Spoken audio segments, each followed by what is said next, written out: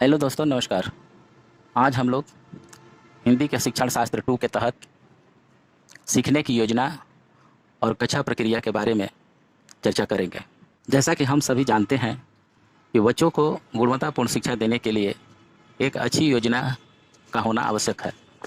समानतः किसी भी कार्य को करने से पूर्व हम एक योजना अवश्य बना लेते हैं, चाहे वह योजना अपने मस्तिष्क में बनाएं या फिर लिखित रूप में बनाएं या अपने दोस्त मित्रों के बीच बनाएं। हम किसी न किसी रूप में योजना का निर्माण जरूर करते हैं। जैसे मान लीजिए कि किसी व्यक्ति को बाजार जाना है, तो बाजार जाने से पहले वह एक योजना तैयार करता है कि उसे किन किन सामानों को खरीदना है। उसका वह एक सूची बना लेता है या उन सामानों का अपने मन मस्तिष्क में एक योजना का रूप बैठा लेता है। अब जब कोई व्यक्ति इस तरह के बाजार जाने का सूची बनाता है, तो उसके सामने अन्य बातें जो आती है वह है कि वह कितना पैसा खर्च करना चाहता है, अर्थात उसका बजट क्या है, किस दुकान से वह सामान खरीदेगा, कितना देर वह सामान खरीदने में लगाएगा, अगर उत्पाद कंपनी का है तो वह किस कंपनी का सामान खरीदेगा, किस वाहन से वह बाजार जाएगा या कैसे बाजार जाएगा, किनके किनके साथ जाएगा। तो इस तरह की सारी जो बातें हैं वह कोई भी कार्य करने से पहले आदमी घर परिवार में या स्वयं तय करता है, अर्थात एक योजना बनाता है। किसी भी तरह के कार्य हो, चाहे मकान बनाना हो, शादी ब्याह हो, इस तरह की योजनाएं जरूर तैयार करता है। तो ठीक इसी प्रकार से अगर कोई शिक्षक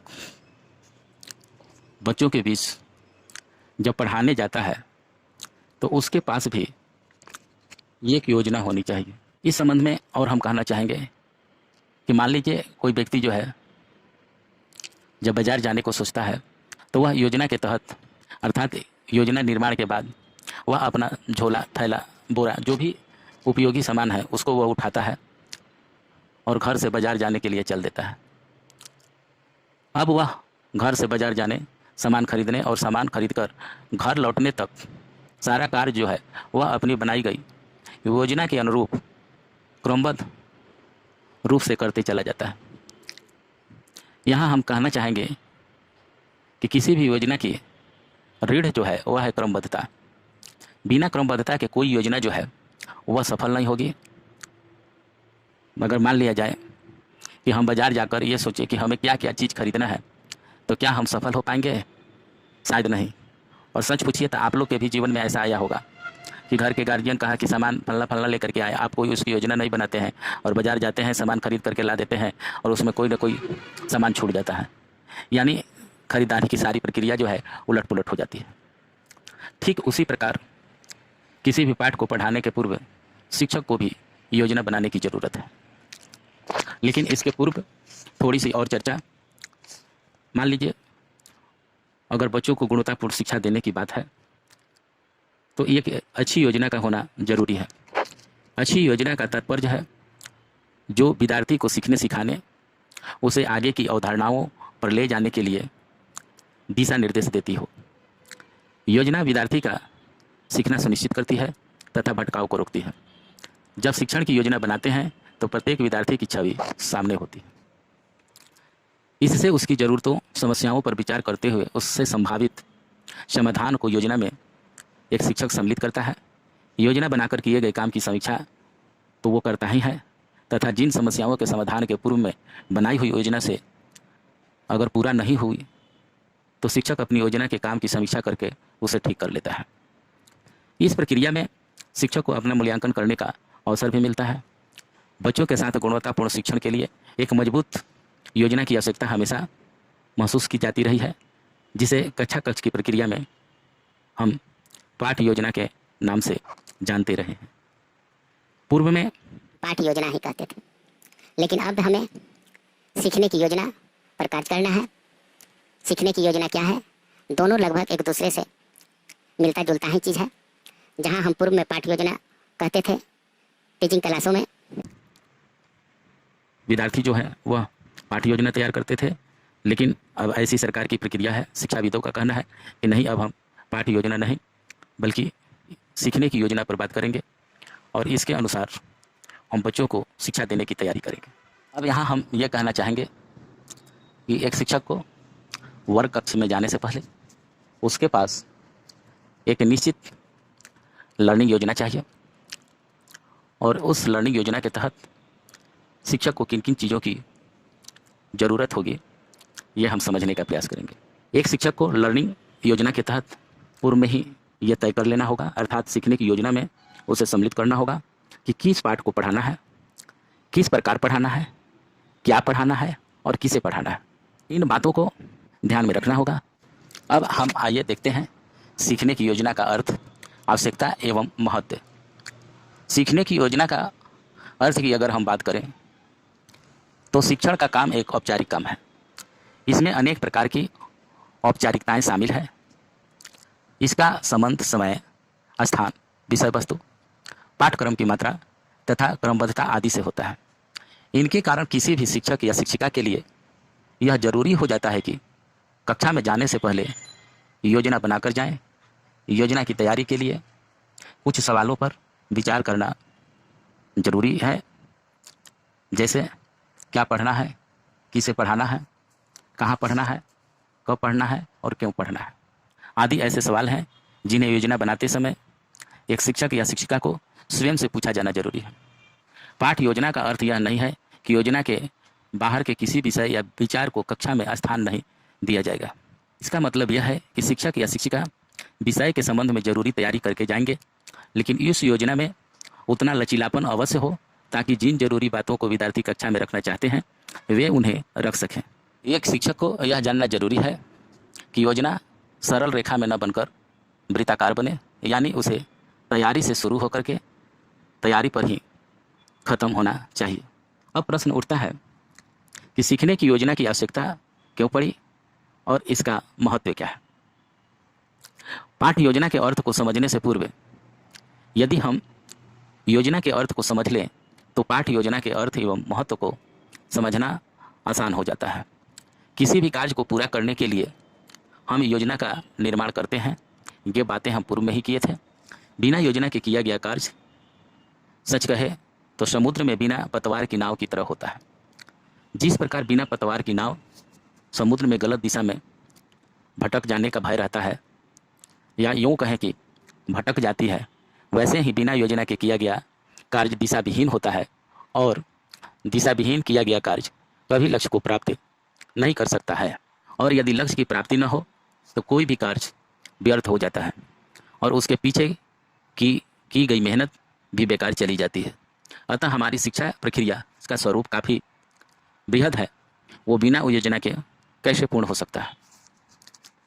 सच अगर हम सोचें तो कोई भी शिक्षक विद्यालय रोज जाता है, रोज बच्चों को पढ़ाता है, लेकिन अगर उसके पास कार्य योजना नहीं है तो उसकी सारी मेहनत बेकार हो जाती है। अर्थात वो जितना मेहनत करता है उसको बच्चे से, अर्थात उस शिक्षक को उन बच्चों से उतना आउटपुट नहीं मिलता है। हम जानते हैं कि स्कूल एक औपचारिक संस्था है। इसमें समय, पाठचर्या, पाठ्यक्रम, आकलन की सीमा तथा पैमाने इसकी औपचारिकता के संकेत हैं।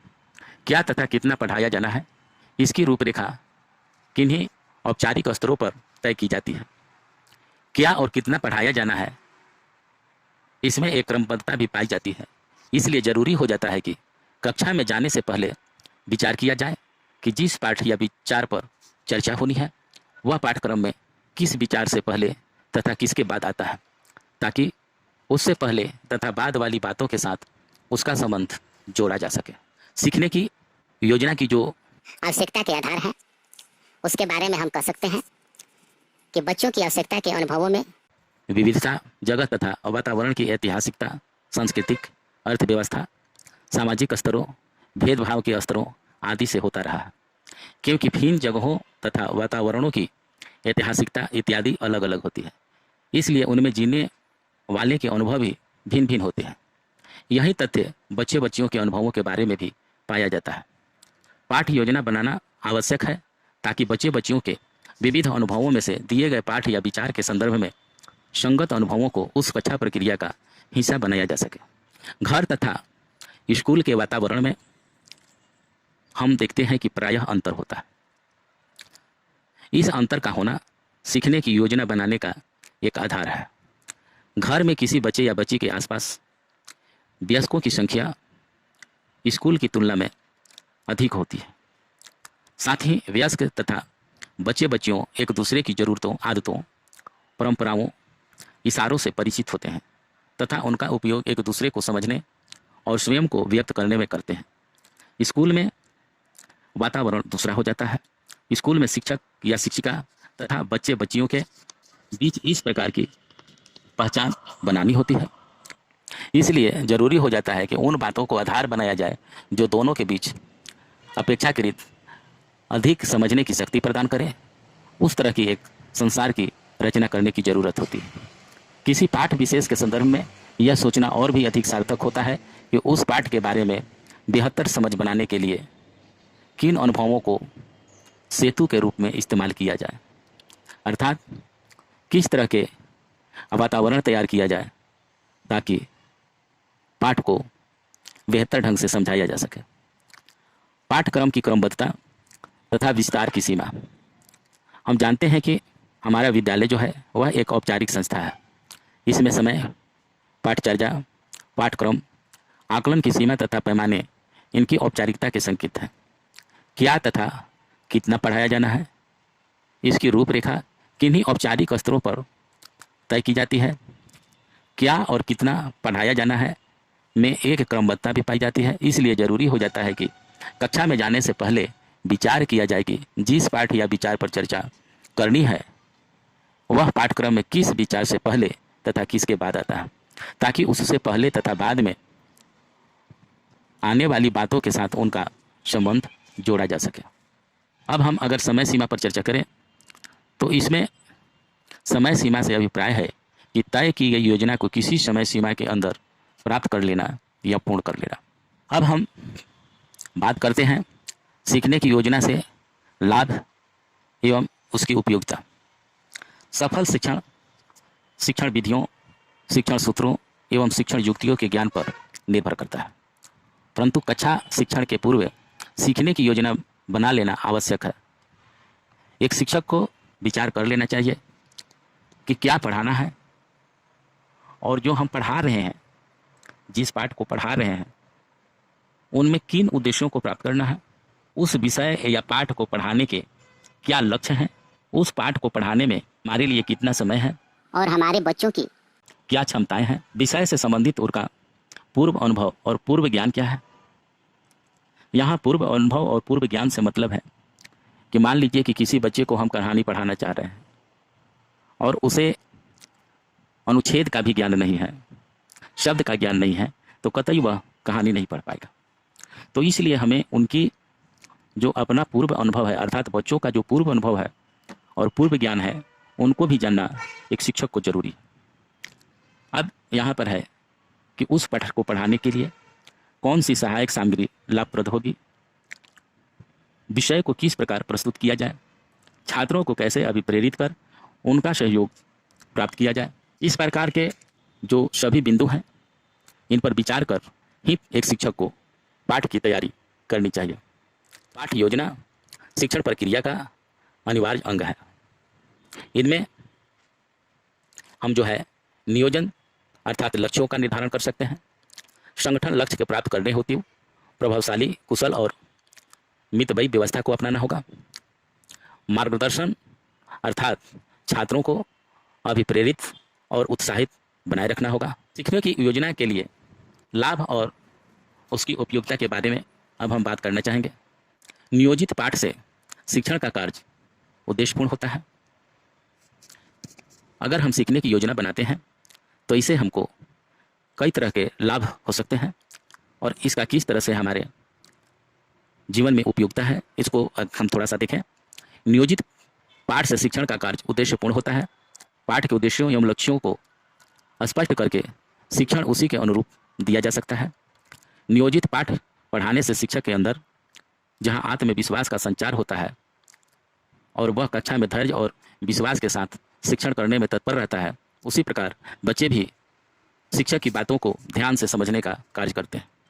विद्यार्थियों की समझ के बारे में अनुभव आधारित अनुमान शिक्षक को हो जाता है और उसी के अनुकूल शिक्षण करना सरल हो जाता है। पाठ नियोजित करते समय शिक्षक को ध्यान रखना चाहिए कि वह जिन बातों के लिए पाठ योजना बना रहा है उसे विद्यार्थियों के जीवन से कैसे जोड़ा जाए। नियोजित पाठ से शिक्षकों को पाठ सामग्री का वर्गीकरण एवं समायोजन करने में सहायता मिलती है। इससे पाठ का विकास सुव्यवस्थित एवं तर्कसंगत हो जाता है। कक्षा में कितना समय उपलब्ध है, उनका सदुपयोग एवं कक्षा कार्य कराने के लिए उचित अवसर का अभ्यास शिक्षक को होना जरूरी है। नियोजित पाठ से शिक्षक को शैक्षिक मूल्यों से जुड़े प्रेरणादायक प्रश्नों को पूछने का अवसर भी मिल जाता है। नियोजित पाठ से शिक्षक को शैक्षिक उपकरणों की व्यवस्था एवं उपयोग करने में सहायता मिलती है। इससे पाठ सरल, सरस और रुचिकर ढंग से प्रस्तुत किया जाता है, जिससे बच्चे अधिक उत्साहित रहते हैं। कक्ष आनंददायी रूप में रहता है। नियोजित पाठ का विकास योजना अनुसार सुचारू रूप से होता है। नियोजित पाठ से शिक्षक को विद्यार्थियों की व्यक्तिगत विभिन्नता का ज्ञान हो जाता है, जिससे वह कक्षा में अधिक से अधिक विद्यार्थियों को सक्रिय बनाए रखता है। सीखने की योजना बनाते समय शिक्षक अगले पाठों को भी क्रमबद्ध संगठित कर लेता है। पाठ योजना से शिक्षकों को विद्यार्थियों के ज्ञान को धारण करने के मूल्यांकन में सहायता मिलती है। कहाँ कहाँ असफल होने की संभावना है उसे दूर करने में भी नियोजन से सहायता मिलती है। नियोजित पाठ से शिक्षकों को अप्रासंगिक, निष्कर्षहीन वाद विवाद और बेमेल व्याख्यान से बचने में भी सहायता मिलती है। हम बात थोड़ा सा करेंगे सीखने की योजना से पूर्व की तैयारी। तो यहाँ यह जानना जरूरी है कि शिक्षा के उद्देश्यों एवं प्रस्तुत प्रकरण के लक्ष्यों पर विचार कर लिख लेना चाहिए, ताकि पाठ इसी दिशा में बढ़ता रहे। पाठ्य सामग्री को स्पष्टता एवं पूर्णता से संबंधित तथ्यों, प्रसंगों, सूचनाओं की कक्षा में उठने वाली समस्याओं को ज्ञात कर लेना चाहिए। शिक्षक को पाठ योजना बनाने के पूर्व छात्रों की प्रवृत्ति, शैक्षिक स्तर संबंधी ज्ञान, मानसिक योग्यता, ग्रहण शक्ति, रुचि एवं मनोवृत्तियों का अनुमान कर लेना चाहिए। उसी प्रकार के अनुसार शिक्षण कराना लाभकारी होता है। सरलतापूर्वक पढ़ने की कई पाठ्य योजनाएं बन सकती है, इसलिए शिक्षक को ध्यान रखना चाहिए कि वह लर्निंग प्लान बनाते समय वाह लर्निंग योजना का अर्थात पाठ योजना का निर्माता है, वह दास नहीं है। उसे कक्षा की तत्कालिक आवश्यकता अनुसार योजना में थोड़ा परिवर्तन भी करना पड़ सकता है, तो एक शिक्षक निश्चित रूप से करे।